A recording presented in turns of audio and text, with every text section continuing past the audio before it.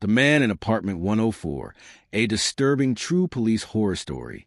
Some calls stick with you forever.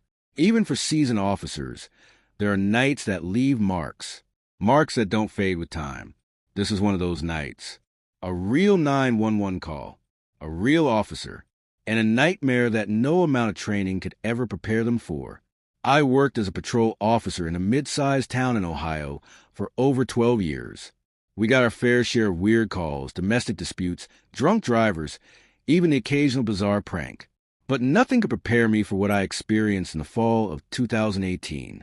That night still haunts me. It was a cold Thursday evening in October. I was partnered with Officer Davis that night. A good guy, solid cop. We were doing our usual rounds when a 911 dispatch came through. Possible welfare check. Caller reports strange behavior from neighbor in apartment 104. Possible self-harm or mental breakdown. We weren't far from the apartment complex. Just 6 minutes out. The caller was an elderly woman, Mrs. Landon, who lived across from the man in question. She said she'd been hearing bizarre noises all week. Screaming at odd hours. The sound of furniture dragging. And chanting. We pulled into the complex at around 8:47 p.m. It was already dark. The place was eerily quiet. I remember the way the porch lights flickered as we walked up the steps, like something out of a horror movie. I even joked about it. Davis didn't laugh. Apartment 104 was at the far end of the hall, ground floor. We knocked. No response. We knocked again. Still nothing. That's when we heard it. A low, guttural sound. Almost like growling. We exchanged glances. Davis knocked once more, louder this time. "Sir, this is the police. We need to check on your welfare. Please open the door." Still no response. But the growling continued, louder now. And something else. A scraping noise, like nails across a chalkboard. We were about to call it in as forced entry when the door creaked open by itself. It wasn't locked. Inside, darkness. No lights, just a faint smell of burnt meat and something else, rot. We stepped inside, cautiously. Flashlights drawn. Hand on my weapon. "Sir, this is the police. We're here to help." No answer. The apartment was trashed. Furniture overturned. Black symbols drawn on the walls in what looked like charcoal. Or blood. Honestly, it could have been either. There was a massive stain on the carpet in the center of the room, like something had soaked in deep, and in the middle of that stain, a pile of small animal bones.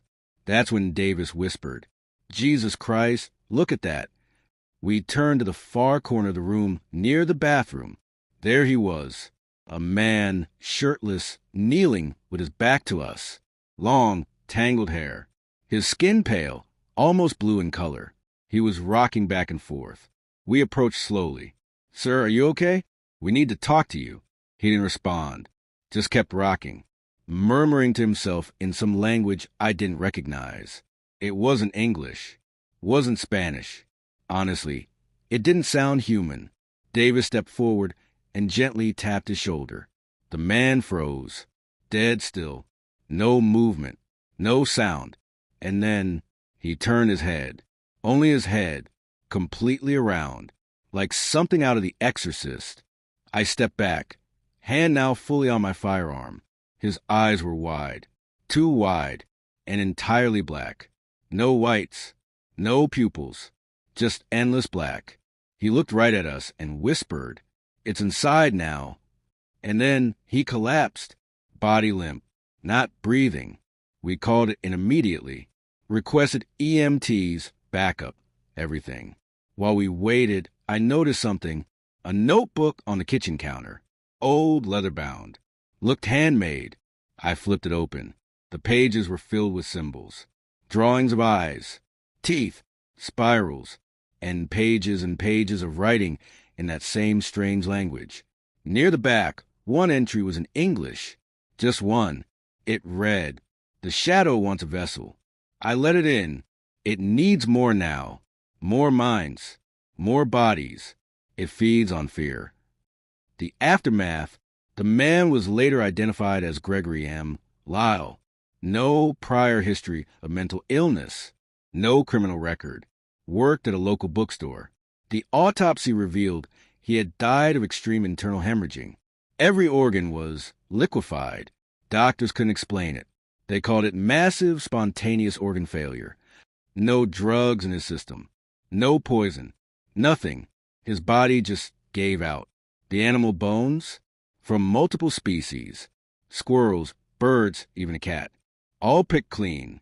The notebook was confiscated. We were told not to talk about it. No official report was ever made public. Mrs. Landon moved out 2 days later. She left a note for the property manager. One line.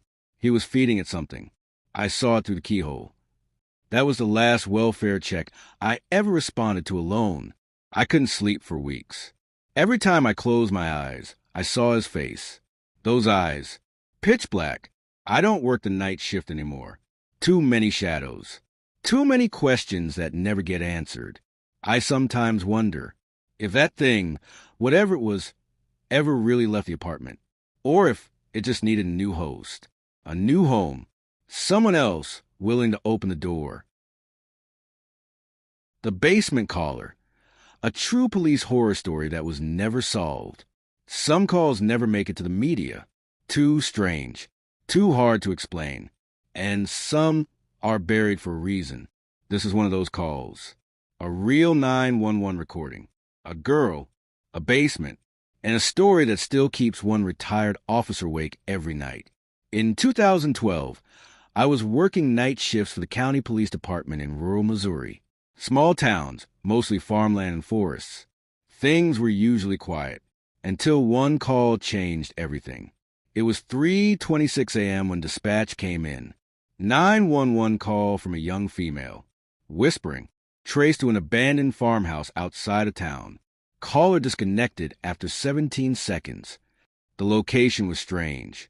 Nobody had lived there for over 40 years. The Rowley Farm. Locals told stories about it. Haunted, cursed, whatever. Me and my partner, Deputy Marshall, were sent to investigate. We reached the location just after 3:45 a.m. No lights, no sound, just an old, decaying structure in the middle of nowhere. The front door was ajar. We announced ourselves. No response. Stepped inside. Dust everywhere. Rotting floorboards. And an awful smell, like wet earth and something dead. The house was empty, at first. But as we searched, we heard a faint banging coming from beneath us. Rhythmic. Almost like a code. Marshall looked at me. You thinking what I'm thinking? Basement, I said. We found the old trap door in the kitchen floor. Rusty. Wood cracked. But it opened. The stairs were steep and unstable. But we went down. Guns drawn. Flashlights cutting through the darkness. The smell down there was worse. Much worse. And then we saw her. A girl. Maybe 14 or 15. Sitting against the far wall. Hands bound. Duct tape over her mouth. Eyes wide with terror. She was shaking violently. We rushed over, untied her, got the tape off. She didn't speak. Couldn't. Just kept staring at the far corner of the room. Marshall looked there, too. Nothing. Who did this to you? I asked. She slowly turned her head and whispered, It lives in the dirt. Investigation. We got her out immediately. Called for backup, EMTs, the works. She was taken to the hospital. Malnourished, dehydrated. No physical abuse, but signs of long-term captivity. But here's where it gets weird. Her name was Emily Parker. Reported missing in 2001. 11 years earlier. She was 3 years old when she disappeared. Now she was a teenager. But no one knew where she'd been, how she ended up in that basement, or why she hadn't aged properly. Yeah, you heard that right. She looked about 14. But by all logic, she should have been in her mid-teens or even 20s. She seemed frozen in time. Her parents? Both passed away years ago. One in a car accident, the other by suicide. When asked about what happened, she gave short, broken answers. It took me. It sings in the walls. It sleeps until it's hungry. The others didn't make it. Others? There were others. We sent full search teams into the farmhouse. The basement had a second tunnel entrance behind a collapsed wall. Inside, we found bones. Human, small, children, 5 sets, some over a decade old. No clothing, no IDs, just scattered bones and carvings on the walls. Symbols, eyes, spirals. One phrase written repeatedly.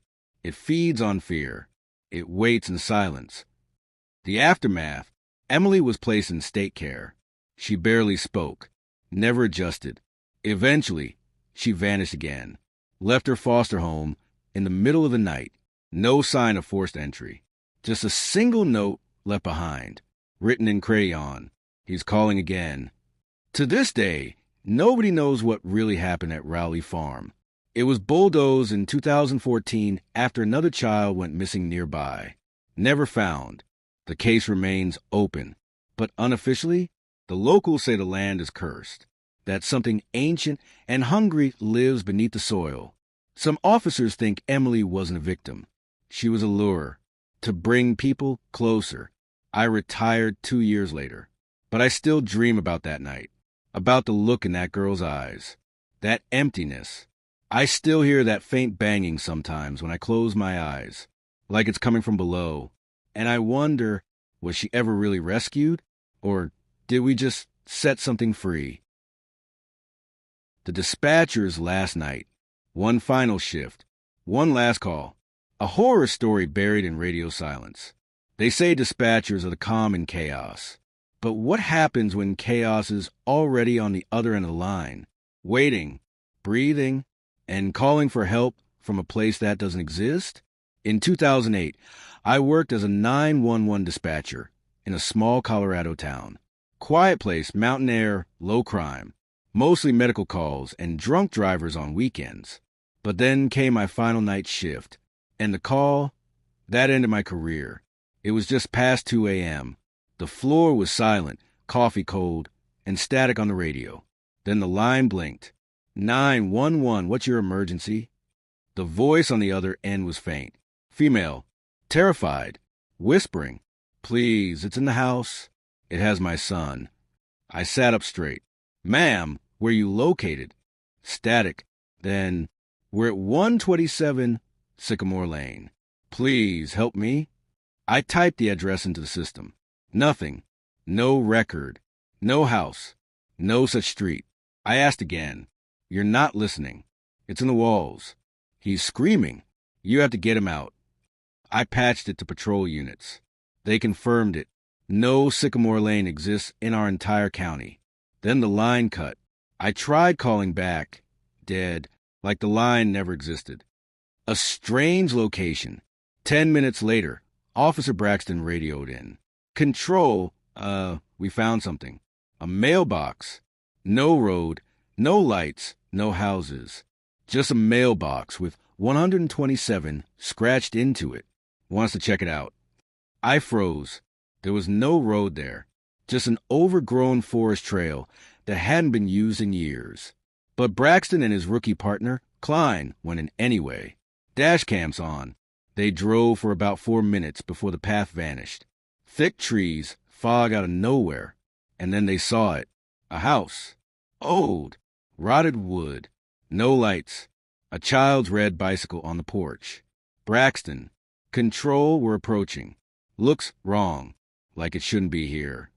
The audio crackled. Screams. A child screaming. From inside the house. Klein ran in. Braxton followed. Their radios went dead the moment they crossed the threshold. The footage. Later, we pulled the dashcam footage. Everything up to the moment they entered was clear.